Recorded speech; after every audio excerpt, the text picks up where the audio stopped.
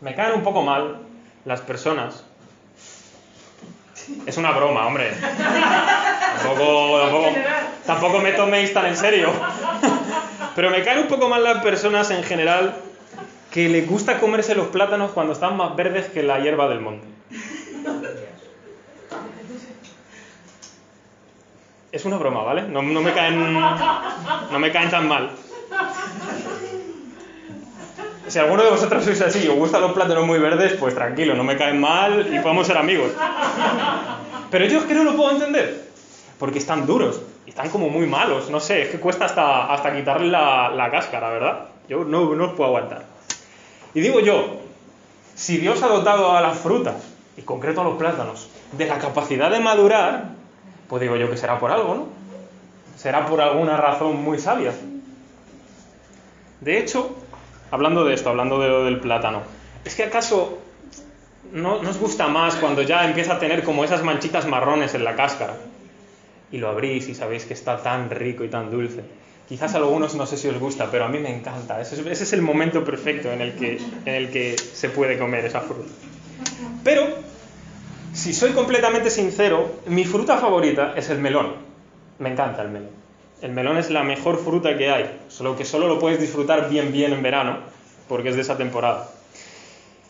Y a mí me da mucha rabia cuando yo compro uno o compro medio melón, corto un cacho porque lo disfruto después de comer como postre o algo así, y yo deseando que se me deshaga en la boca, que sea como agua eso, ¿no?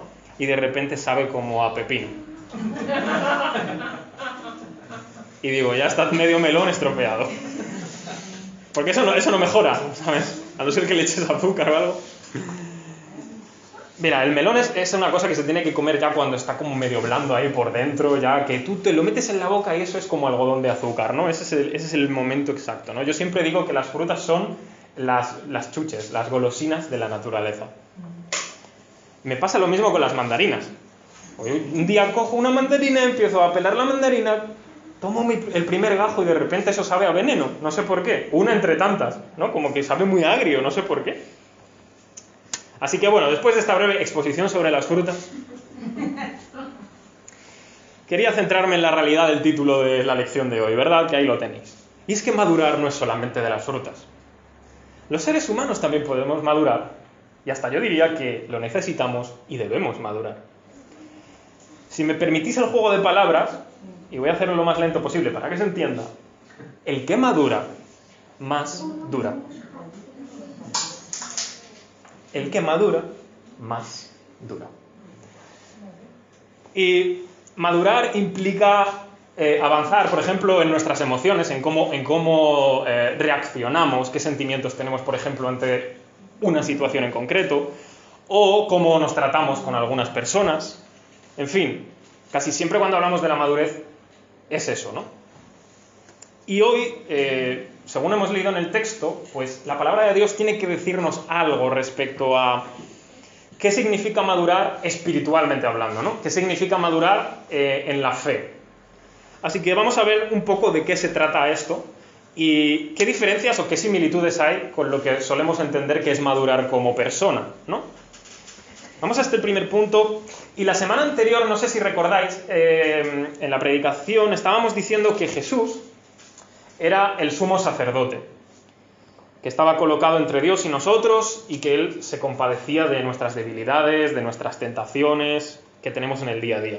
Y que era por ese mismo motivo que ahora Jesús nos daba acceso a Él siempre que quisiéramos, en todo momento, en cualquier debilidad y en cualquier tentación, para pedirle su gracia, para pedirle su ayuda, y Él nos la daría en cualquier necesidad que tuviésemos.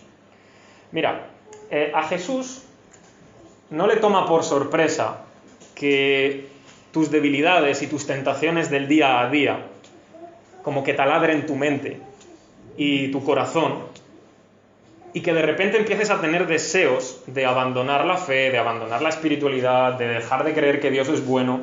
A Jesús eso no le toma por sorpresa. Él sabe que tienes esas dudas, que tienes esas debilidades y que muchas veces hasta piensas, ¿es que acaso Dios existe? ¿Es que acaso Dios me oye? ¿Es que acaso Dios es bueno?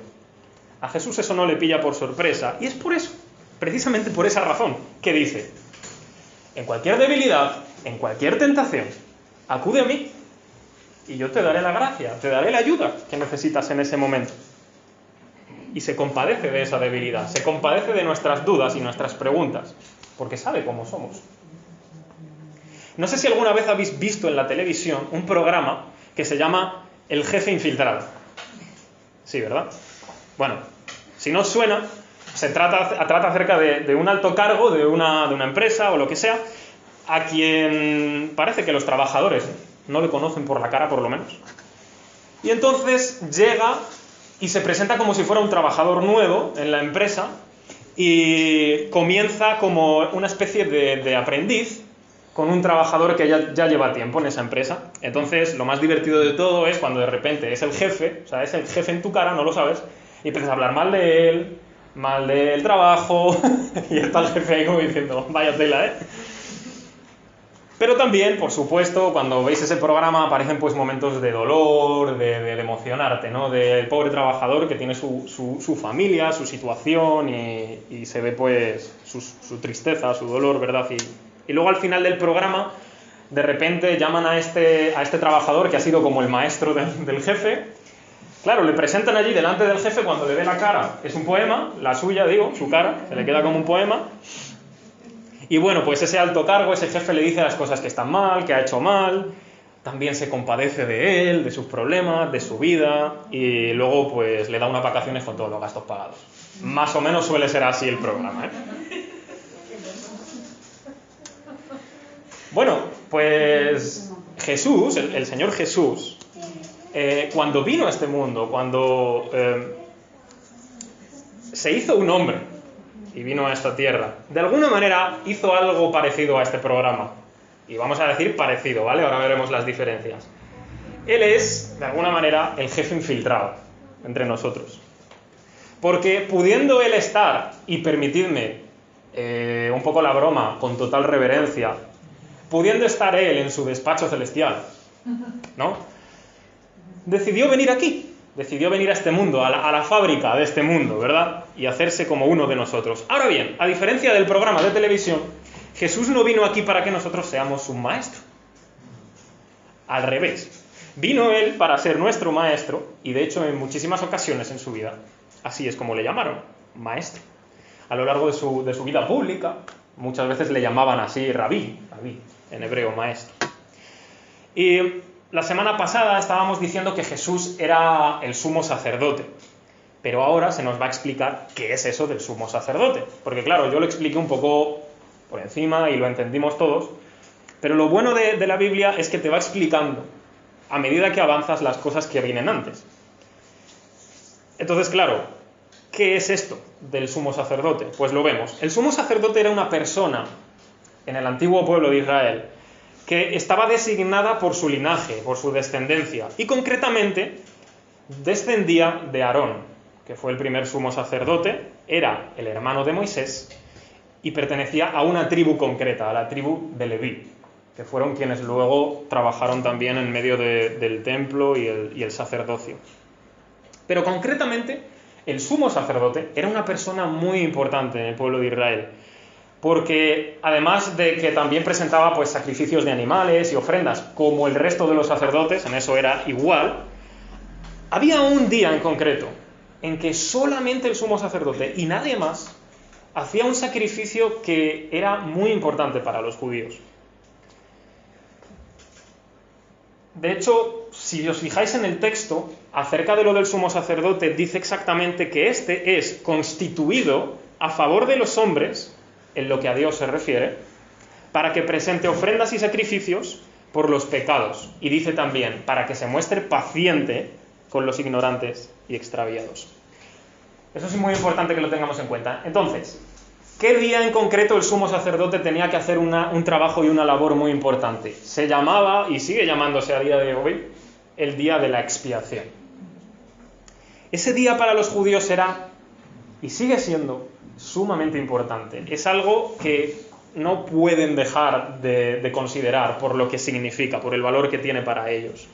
Y es que en aquel momento, el sumo sacerdote tenía que tomar dos machos cabríos, y entonces en uno de ellos ponía su mano y confesaba el pecado de todo el pueblo. Confesaba sus maldades, lo que habían hecho, y ese macho cabrío lo enviaban al desierto, como una especie de símbolo o representación de que sus pecados eran alejados por parte de Dios, ¿no? Los alejaba, no los miraba más. Pero luego había otro macho cabrío al que sacrificaban, al que mataban, y la sangre de ese macho cabrío, el sumo sacerdote tenía que llevarla dentro del tabernáculo o del templo, que era... El tabernáculo era el templo, pero en el desierto, y que era una tienda, ¿no? Entonces era el único que podía entrar a un lugar de ese templo que se llamaba el lugar santísimo. Ahí solo podía entrar el sumo sacerdote, absolutamente nadie más. So pena de muerte, claro. O de morir directamente. Entonces, con la sangre de ese macho cabrío, tenía que rociar los muebles del templo. Pero concretamente había un mueble que se llamaba de una manera muy rara, se llamaba propiciatorio. Y en ese mueble se vertía la sangre, y Dios había prometido que cuando la sangre estuviese ahí, en ese día, Él sería propicio, nunca mejor dicho, a su pueblo. Él favorecería a su pueblo y perdonaría a su pueblo de sus pecados. Por eso es sumamente importante la figura del sumo sacerdote, por muchas de las cosas que hacía, por supuesto, pero concretamente por este día. El problema, si lo podemos llamar así, es que el sumo sacerdote era un hombre normal y corriente, como tú y como yo. Entonces, antes de presentar sacrificio por el pueblo, tenía que presentar sacrificio por sí mismo. Porque él también tenía pecado, él también era débil, él también estaba rodeado de tentaciones. De hecho, el mismo texto lo dice. Dice, tiene que hacerlo por sí mismo, porque también es débil, porque también tiene tentaciones, porque también es un pecador, en definitiva. Pero ahora, de repente, el texto es como que te hace mirar a otro lado. A Jesús, ¿no? Y te dice, Jesús es sumo sacerdote. O sea, Dios, su Padre, le ha dicho, ahí está en el texto, dice, tú eres sacerdote para siempre, según el orden de Melquisedec. En el capítulo 7 ya hablaremos de quién es este Melquisedec, ahora no nos vamos a liar, pero ya hablaremos, ¿vale? La cosa es que le está diciendo a Jesús, tú eres sacerdote para siempre, según el orden de Melquisedec. Pero fijaros en el detalle, dice, tú eres sacerdote para siempre. Los sacerdotes de entonces, evidentemente, solo duraban unos años. Les llegaba su muerte y otro le tenía que suceder, y así continuamente. Ahora, sin embargo, Dios está diciendo, Jesús, tú eres sumo sacerdote para siempre. Así que, si miramos a Jesús, de alguna manera lo que estamos encontrando es Dios diciéndole, tú eres la persona ideal para el puesto. No hay ninguno como tú entre el resto de los hombres que pueda ocupar este lugar. Como cuando vas a una entrevista. Al final hay una persona en concreto que es la ideal para el puesto, si solo están buscando a una, ¿verdad? Pues esto igual. Tú eres el que se merece ese puesto, ¿no? Jesús. Así que ya no existe más necesidad de que existan sacerdotes o sumos sacerdotes que tengan que mediar entre mí y Dios para ganar mi favor, para ganarme su favor o su perdón.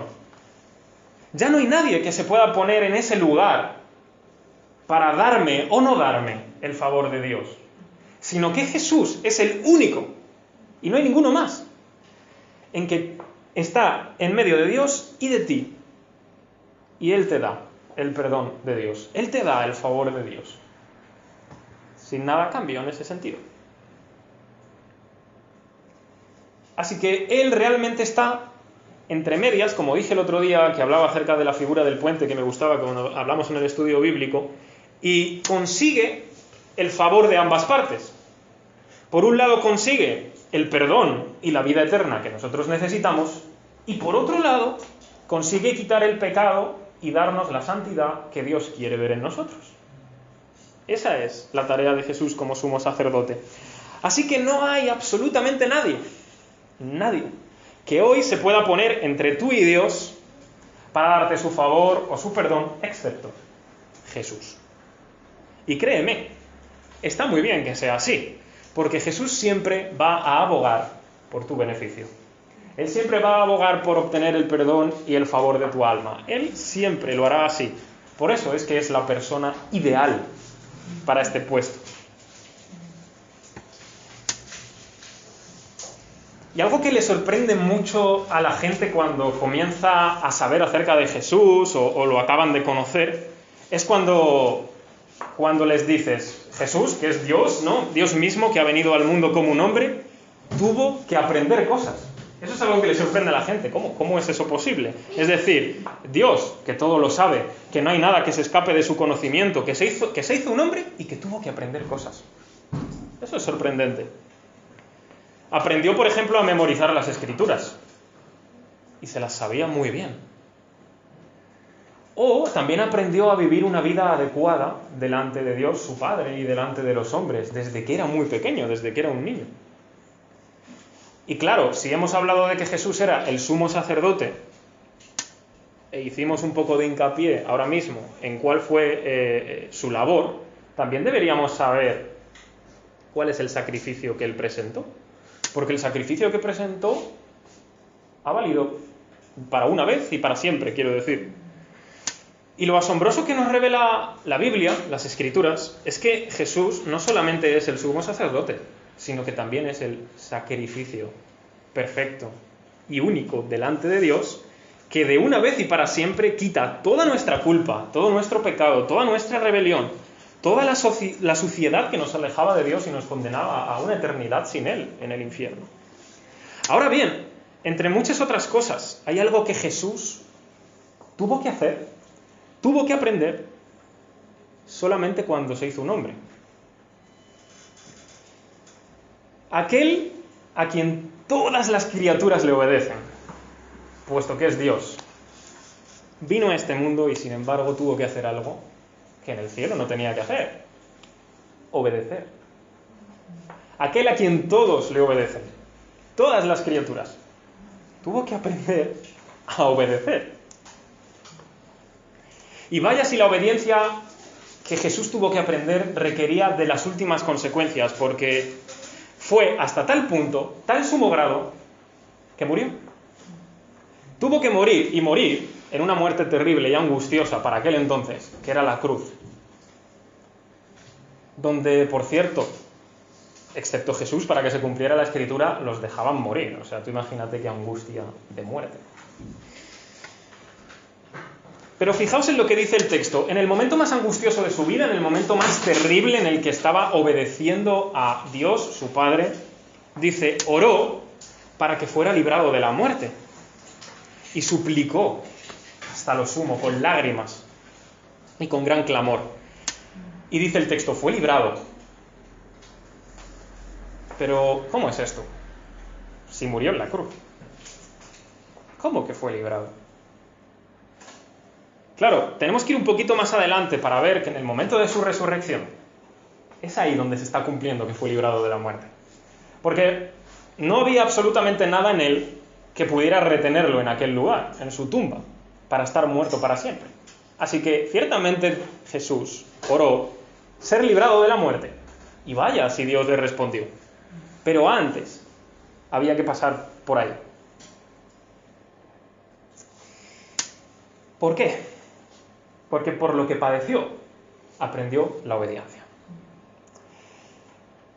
Y mira, si Jesús era el Hijo de Dios, es el Hijo de Dios en mayúsculas, el único en mayúsculas. Y tuvo que pasar por lo que estamos hablando, por terrible sufrimiento y momento difícil. Y aprendió a obedecer para someterse ante el plan que Dios tenía para todos nosotros. Es decir, para perdonar nuestros pecados, para ganar el perdón y la vida eterna para nosotros. Mi pregunta es, ¿quiénes somos nosotros ahora mismo, en este momento, como hijos de Dios también, si hemos creído en Jesús, para no aprender a obedecer a Dios? Porque si el Hijo, en mayúsculas, aprendió obediencia, el Hijo en minúsculas, que eres tú, ¿cómo no va a aprender obediencia a semejanza de Jesús? Ahora bien, es posible que en tu vida muchas veces Dios quiera enseñarte la obediencia a través del dolor, a través del sufrimiento. Puede ser que en algún momento de tu vida te veas ante una dificultad tan terrible, tan horrorosa, te lo puede parecer, que Quizás hasta te planteas qué está pasando, ¿verdad? Pero muchos de aquí sois padres y me gustaría preguntaros, ¿es que acaso vosotros disfrutáis cuando, entendedme la expresión, hacéis sufrir a vuestros hijos? No porque seáis tiranos, sino porque a veces sufren porque tú les niegas algo que no es bueno, o porque no les dejas hacer algo que quieren, o un capricho. ¿Acaso vosotros disfrutáis cuando sufren así? No, pero queréis que aprendan. Queréis que aprendan a obedecer, queréis que aprendan lo que sea, me da igual. Y por supuesto pretendéis que sea algo bueno para ellos. Bueno, pues si vosotros, siendo padres imperfectos, siendo padres con pecado y con debilidad y con tentación, no os gusta ver sufrir a vuestros hijos, pero sin embargo a veces lo permitís para que aprendan, ¿cuánto más Dios, que no tiene ni un solo pecado, que solo quiere lo bueno para nosotros, que somos sus hijos, muchas veces podrá permitir sufrimiento en nuestra vida para que aprendamos algo bueno? Y esto fue algo que Jesús tuvo que aprender, porque después de que en el cielo Él es el rey, todos por naturaleza le obedecen, fijaos hasta el punto al que llega a identificarse con nosotros, ser humano por completo, hasta el punto de sufrir. Él obedeció a Dios hasta las últimas consecuencias de una muerte terrible, angustiosa, por amor a nosotros. Y es cierto que nosotros no tenemos que sufrir como para ser perfeccionados y poder ganarnos el cielo de esa manera.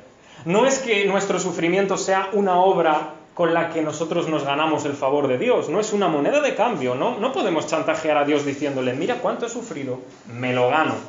No, Él ya nos da a su favor, Él ya nos lo da de gratis, pero, sin embargo, por medio del sufrimiento hay algo que aprendemos.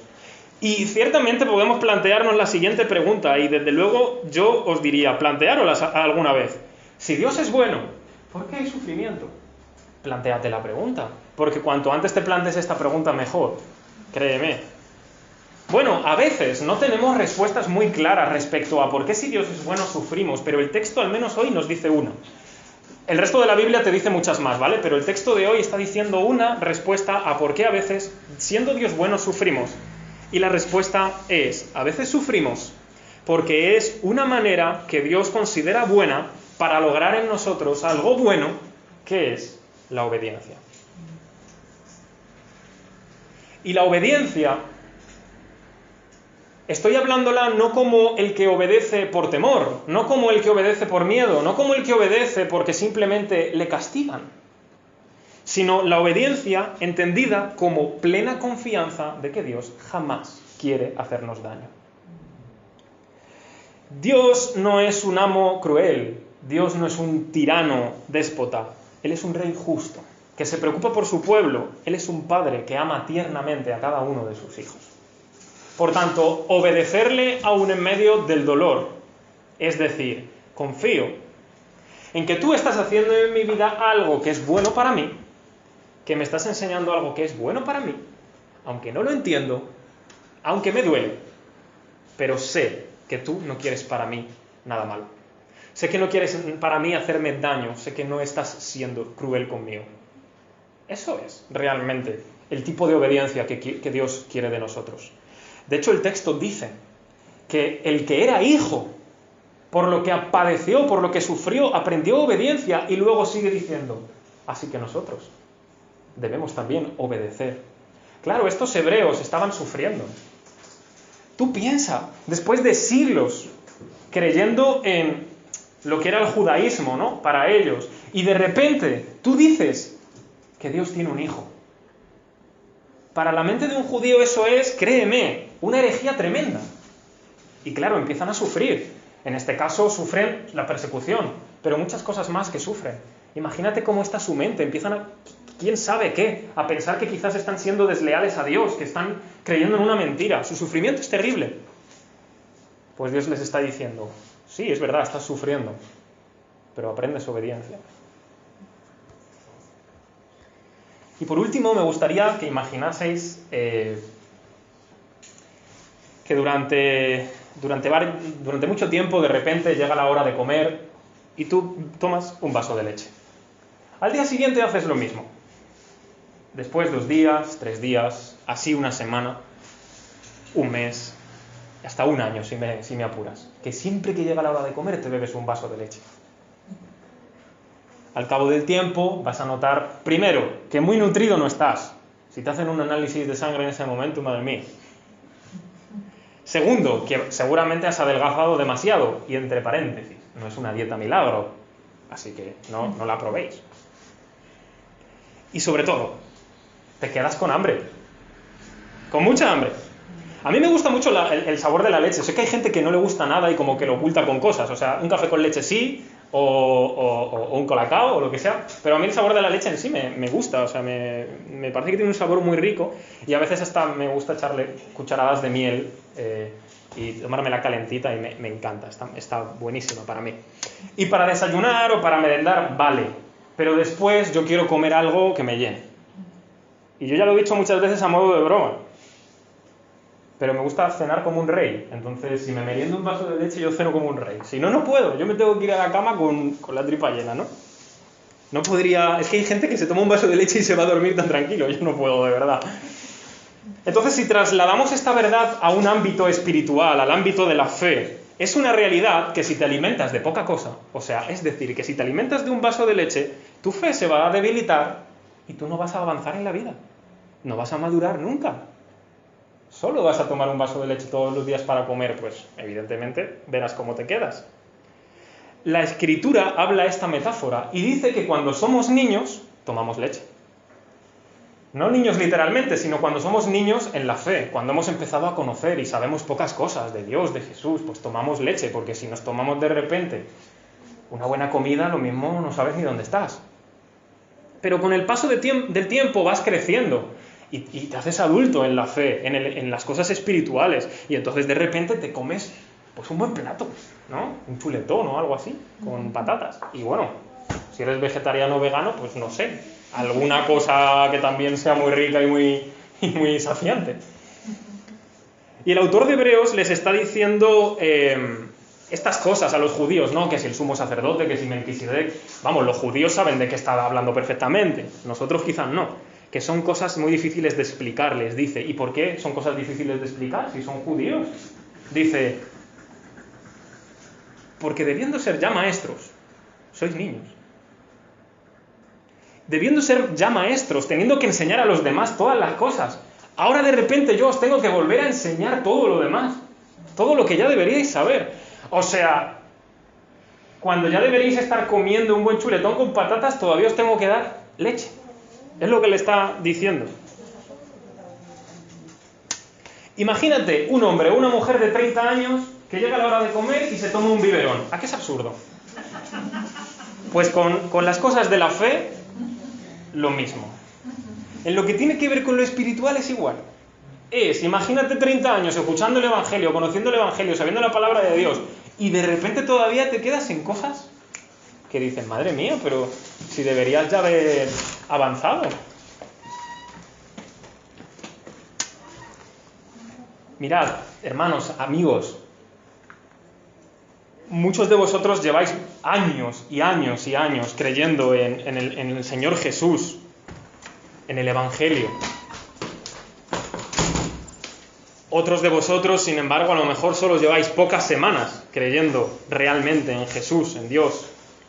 Y sin embargo, a todos nosotros, llevemos muchos años o pocos, nos está diciendo, quiero que madures y quiero que crezcas. Quiero que vayas más allá. Dios no quiere que seas siempre un niño. Y sí, empezamos sabiendo las cosas básicas de la fe. Por ejemplo, el bautismo, la cena del Señor, el arrepentimiento, la fe en Dios, cosas básicas. Pero eso tiene que llevarnos a una mayor profundidad. Nuestra vida tiene que avanzar y esa fe, que al principio comenzó como algo muy básico, tiene que penetrar, tiene que entrar hasta lo más profundo de tu existencia, ¿no? En cada ámbito de tu vida. Dios quiere que seas su hijo también en tu trabajo, en tu casa, en tu tiempo libre, en el momento en que preparas la comida, en el tiempo en que te vas a la cama a dormir durante unas cuantas horas. Ahí también Él quiere que seas un hijo de Dios. No solamente un domingo cuando vienes a la iglesia y puedes aparentar ser el más santo de los santos. Cuando estás fuera, cuando no te ve ninguno acerca de los que de los que conocen tu fe. Ahí dime si eres o no hijo de Dios. No sé si tengo por aquí... Lo dejo por ahí, sí. Madurar en la fe significa entender que debemos continuar y que debemos alcanzar hasta el último rincón de nuestra existencia por medio de lo que Dios quiere para nosotros. Es decir, voy a utilizar una metáfora de dinero, que lo entendemos todos muy bien. Cuando llegamos a la fe, por primera vez, es como si nos encontrásemos 50 euros en la calle. ¡Buah! Esto está maravilloso. ¡Qué bien! Yo cuando era pequeño recuerdo que me encontré una vez un billete de 5 euros, y claro, eso para mí era como si fuera millonario. Pero al rato me encontré otro, y 10 euros en un día, y en el suelo, ¿eh? Madre mía. Ojalá yo viera el dinero así, ¿eh? Bueno, cuando llegamos a la fe, entonces es como si nos encontrásemos de repente un billete de 50 euros por la calle, pero cuando maduras en la fe, es cuando empiezas a excavar en la tierra y de repente te encuentras un tesoro de diamantes. Los 50 euros están muy bien, pero el tesoro de diamantes es mejor. Eso es madurar en la fe. Así que tienes que tomar tu pala, tienes que tomar tu pico, o lo que tú quieras, y ponerte a excavar, ponerte a picar la roca, hasta que encuentres muchas de las maravillas que Dios ha preparado. Sigue golpeando, sigue excavando, hasta que veas más de la belleza de Dios, de la grandeza de su amor, de su justicia, de su plan, de su soberanía y de su providencia. Y no te des por vencido, porque a veces puede que solo estés a 1 metro de encontrar una bendición de Dios, un conocimiento más profundo de Él, algo más bello acerca de su plan. Y a lo mejor estás ahí y no encuentras nada, y dices, mira, me rindo y me voy. Y resulta que dabas 2 veces más con la pala y te encontrabas algo maravilloso. Y te lo pierdes por no querer madurar espiritualmente. Así que Dios ha prometido que va a llegar un día en que cosas que ningún ojo ha visto y que ningún oído ha podido oír nunca van a ser para aquellos que lo aman. Así que mi pregunta es, ¿de verdad piensas perderte esas cosas que tu ojo no ha visto ni tu oído ha oído, simplemente porque de repente llega un momento difícil a tu vida y dices, Dios me odia, Dios ya no me quiere, Dios ya no me oye, Dios se ha olvidado de mí? Mira, si tienes dudas del amor de Dios por ti, si realmente tú has creído en Dios, en Jesús, como tu Salvador, como tu Señor, y dudas en algún momento de que Dios te ama, entonces quiero que mires un momento a Jesús y a su cruz. Porque al mirar a Jesús y a su cruz, es como si Dios te estuviera diciendo, te he amado de tal manera que me he hecho un hombre. Y no solamente me he hecho un hombre, sino que he ido hasta la muerte, hasta sus últimas consecuencias, cargando con todo el peso de tu culpa, de tu pecado, de todo lo que te aleja de mí. Yo mismo me lo he llevado para llevarte a mi casa, para traerte a mi presencia. Así que si dudas del amor de Dios, mira ahí, porque sería tan absurdo que Dios hubiera hecho algo tan grande y tan profundo para que a los 2 días te deje de amar. Y si dudas que Dios se preocupa de ti en los momentos difíciles, entonces mira también a Jesús, porque Él es su Hijo en mayúsculas, es su Hijo amado, es el más amado, es el único, el deleite de su corazón. Los ojos de Dios están por y para su Hijo Jesús. Y sin embargo, su cruz no significa que lo aborrecía, no significa que lo odiaba, significa que estaba derramando su amor hasta las últimas consecuencias. Así que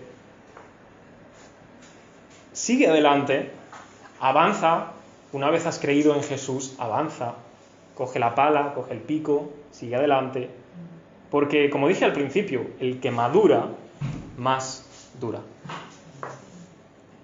Y la duración no es otra, sino que la misma eternidad. Por tanto, inagotable e interminable.